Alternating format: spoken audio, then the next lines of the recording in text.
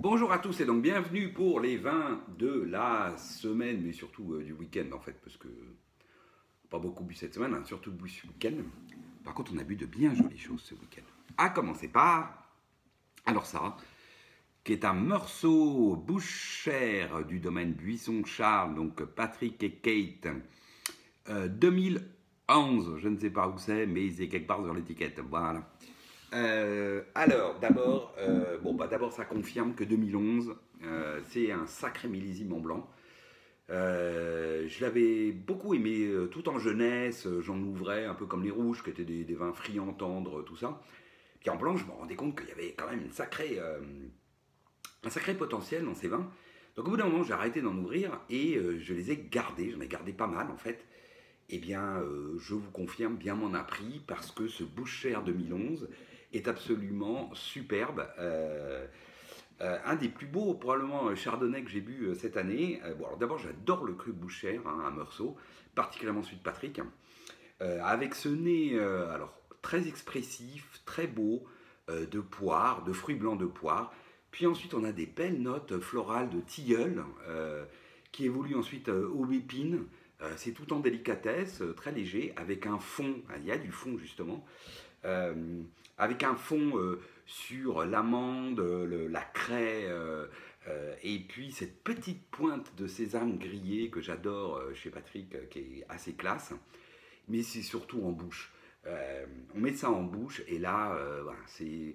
Alors pour le définir, je dirais que c'est de la mousse de Meursault. Alors qu'est-ce que je veux dire par là? C'est que ça attaque ample, large, mais il y a une belle densité d'une matière extrêmement délicate, soyeuse, taffeta en bouche. Ça reste très aérien, mais il y a une belle intensité dans cette bouche qui est droite, qui tient de bout en bout. Cette espèce d'essence là de Meursault sur la poire, le fruit blanc, ensuite on a les notes de tilleul, d'aubépine, une petite pointe un peu plus citronnée, chèvrefeuille, sur ce fond d'amande, de craie, hein, ce fond un peu de roche minérale, comme diraient certains, c'est sûr, ça c'est certains diraient ça. Euh, et ce petit côté sésame grillé qui revient là, waouh, belle finale, intense, droite, mais ample et avec une très belle persistance. Toujours sur ce côté poire, fruits blancs, le côté tilleul, voilà, le petit sésame grillé qui revient, et puis ce fond amande, craie, aubépine, là, voilà, frangipane, presque frangipane, non mais pas frangipane justement, plutôt amande aubépine. Voilà. Très joli vin, très beau. Merci Patrick, merci Kate. Voilà. Et définitivement, Bouchère d'abord est un truc que j'adore. Pour moi, c'est l'alchimie. Voilà, c'est un vin d'alchimiste Bouchère si on veut. Genévrière est un peu comme ça aussi. Genévrière un peu plus intense, un peu plus droit, un peu plus tellurique, mais Bouchère, Genévrière, c'est vraiment deux crus moi que j'adore à Meursault parce que justement ils ont ce côté un peu aérien, voilà, délicat que j'adore. Ensuite, qu'est-ce qu'on a bu? Alors ensuite on a bu ça. Très différent, on est passé sur du rouge avec ce domaine des Tourettes. Donc c'est Delas, domaine des Tourettes. Donc avant ça s'appelait Marquise de la Tourette. Et c'est donc un ermitage et c'est un 2010. Alors, donc à l'ouverture, très joli nez, très classique, cassis mûr, nez plutôt profond, hein, cassis mûr, jolie note plutôt réglisse puis poivre. Ce côté viande rôtie, bacon surtout, bacon grillé là, très beau. Il y a un fond mocha, voilà, assez séduisant, c'est presque sexy, mais tout ça très harmonieux, très bien intégré. Voilà, pas d'aspérité, c'est pas opulent, c'est très joli nez. Belle bouche, à nouveau droite, profonde, joli tanin soyeux, un petit peu, allez, si on devrait dire quelque chose, les tanins sont un petit peu accrocheurs en finale. Euh, voilà, c'est encore un petit peu entre poudrant, astringent. Voilà, les tanins se sentent un peu en dégustation pure. Toujours sur ce côté cassis mûr, puis ensuite réglisse poivre et faux mocha. Et puis à l'aération, au bout de, on va dire 3 4 heures, le nez se fait un peu plus cerise que cassis, et puis un peu kirché. Et surtout, côté bacon rôti et fond mocha, ça fait fond beaucoup plus animal, et puis encre, enfin voilà. Bref, moi je l'ai préféré à l'ouverture qu'au bout de 3 4 heures. Où effectivement le côté un peu mocha laissait place au côté animal, cuir, mais surtout animal plus que cuir d'ailleurs. Donc de façon intermédiaire, c'était assez, ça restait très joli, très classique d'un Hermitage qui a bien évolué. Bon, au final, c'était un peu plus cerise kirché, et puis ce côté animal un peu plus marqué, cuir animal. Bon, mais ça reste un très joli vin, et donc si vous en avez, si vous l'ouvrez, moi je vous conseille, en tout cas moi de mon goût, de le boire dans l'heure d'ouverture, plutôt que de l'attendre 3 4 heures, 5 heures, où il est un peu plus évolué, et puis un peu plus marqué, voilà, avec un peu moins d'élégance je trouve, et je préfère son côté friand du mocha que le côté animal, à cuir, mais cuir animal quoi. Moi j'aime bien le vieux cuir quand c'est très léger, quand c'est voilà. Enfin, quand c'est très léger, quand c'est vraiment le vieux cuir, pas le côté animal un peu viande presque fraîche, quoi. Voilà, ça me plaît moins. Ensuite, qu'est-ce qu'on a bu? Alors, on a bu ça, donc à Chassagne-Montrachet, la Romanée, cru que j'aime beaucoup chez Thibaut Moret-Coffinet, 2010. Alors, à l'ouverture, on a un nez très marqué encore de son élevage boisé. Donc du coup, j'ai carafé, j'ai laissé ouvert, et au bout de 4 5 heures, effectivement, on a un nez de fruits blancs, mais qui est encore avec des notes boisées, vanille, caramel, un peu marquées, un peu insistantes. Ensuite, on a le côté amande, mais qui tourne très vite, plutôt frangipane.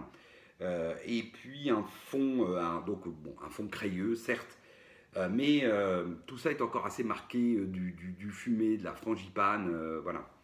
Ensuite, en bouche, on a une bouche ronde, un peu tendre, large, même si derrière se met en place doucement une fraîcheur qui tient la bouche de bout en bout.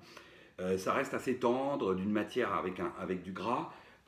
Et puis ce côté beurre frais, puis enfin au départ ce côté un peu vanille caramel, puis ensuite plutôt beurre frais, et puis ce fond frangipane, amande, idem dans la finale, ronde, un peu tendre, avec du coup un côté acidulé parce qu'il y a quand même de la fraîcheur dans le vin.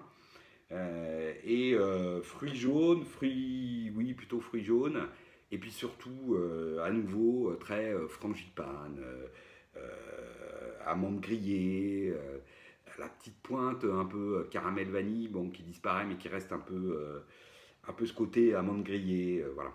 Bon, voilà, j'ai pas adoré, j'adore les vins de Thibaut. Bon, là, cette Romanée 2010, alors est-ce que c'est la bouteille, est-ce que, voilà.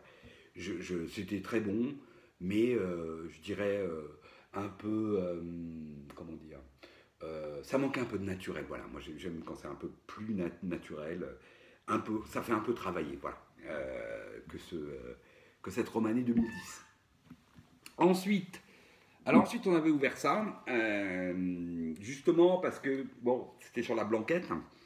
Puis sur la blanquette, du coup, le côté très travaillé, très travaillé, le côté un peu boisé, vanille, caramel, frangipane, beurre, tout ça. J'ai eu peur que ça marche pas. Et puis Sylvia aimant bien les rouges aussi, elle est un peu moins fan de blanc, enfin, elle supporte un peu moins les blancs. Du coup, j'avais ouvert ça. Je me suis dit, tiens, j'ai un vin rouge avec la blanquette, que pas un accord, un tradit. Et donc, quitte à prendre un vin rouge, il vaut mieux prendre un vin de fruits. Voilà, un pinot me semblait très bien. Et du coup, j'ai été prendre un vin de chez Michel. Bon, voilà. Un pinot noir donc du domaine Paul Guinglinger, 2018. Et alors d'abord, effectivement, ça marchait plutôt bien avec la blanquette, donc ça, plutôt bonne nouvelle. Pourquoi? Parce que c'est un vin de fruits, voilà, vous mettez le nez là-dessus. Alors très expressif, sur la framboise, presque un petit côté groseille aussi, des belles notes d'épices réglissées, voire même presque patchouli, hein, voilà, donc... sur un fond noyau, un peu ambré, léger fumé, mais noyau. Belle bouche, joli tanin soyeux, ample, précis, très expressif sur la framboise, la groseille, ces petites notes de réglisse, de patchouli et ce fond noyau. Belle finale, ample, une persistance tout à fait intéressante pour un simple pinot village, quoi, en quelque sorte.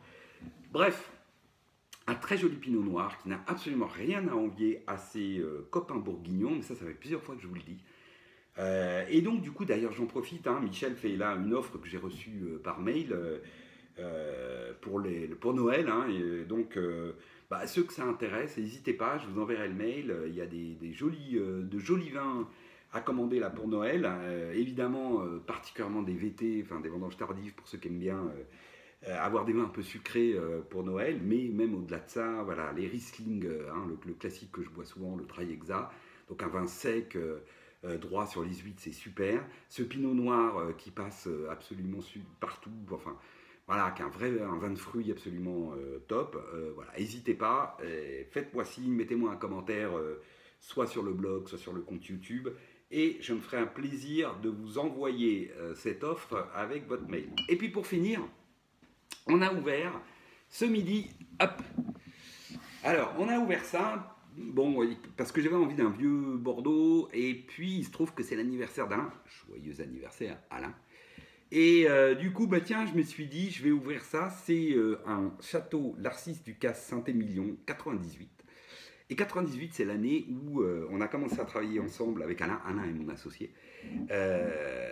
Et donc, je me suis dit, tiens, c'est un clin d'œil rigolo, c'est l'anniversaire d'Alain. On travaille ensemble donc, depuis 1998 à travers nos différentes sociétés qu'on a montées ensemble. Et donc, c'était un petit clin d'œil. Et puis, j'ai bien fait parce que le vin est absolument superbe. Un très beau Saint-Émilion. Alors, il me reste encore un. J'ai réussi à sauvegarder un verre parce que franchement, ça se boit tout seul à table. Voilà, sur la belle pièce de viande rouge et puis la poêlée de champignons, les pommes de terre, etc. C'était impeccable.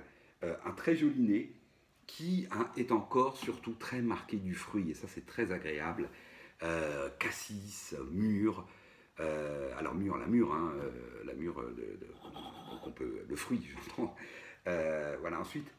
On a des belles notes de bois précieux, de cèdre, qui sont même presque un peu camphre, mentholé, limite, et sur un fond plutôt fumé, tabac, mais qui est vraiment un fond, voilà, qui évolue un petit peu sous bois aussi, très léger champignon, je pensais qu'il y en aurait plus pour tout vous dire, champignons et cuir.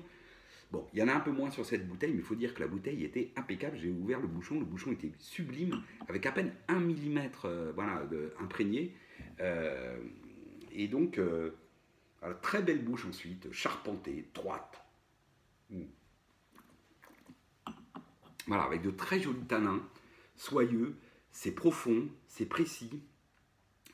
Oui, waouh, il y a vraiment. C'est pas austère, pas du tout. Parce que justement, il y a une belle amplitude, les tanins sont soyeux. Aromatiquement, c'est bien expressif. Par contre, c'est profond. Voilà, c'est très classe, quoi. C'est très élégant, très classe. Comme les Saint-Émilion quand ils ont à la fois ce côté, un peu joyeux, un peu, comment dire, un peu gourmand, et puis ce côté très classe, très droit, profond. On retrouve tout ça dans ce vin, belle finale, fraîche, avec cette profondeur, et puis à nouveau le cassis, les notes de cèdre, de bois précieux, et puis sur un fond, on va dire plutôt, alors fumé tabac, mais la petite pointe justement d'encens fraîche qui apporte un peu de fraîcheur, là, qui revient, et puis un petit côté sous-bois aussi, assez élégant, voilà. Un très joli vin, on s'est fait très plaisir. De toute façon, on s'est fait plaisir ce week-end. Et puis, c'était super. Donc, sur ce, encore bon anniversaire Alain. N'oubliez pas, Michel, un mail si vous voulez avoir les offres de Noël de Michel. Et puis à tous, je vous souhaite une excellente semaine et je vous dis à la semaine prochaine. Salut!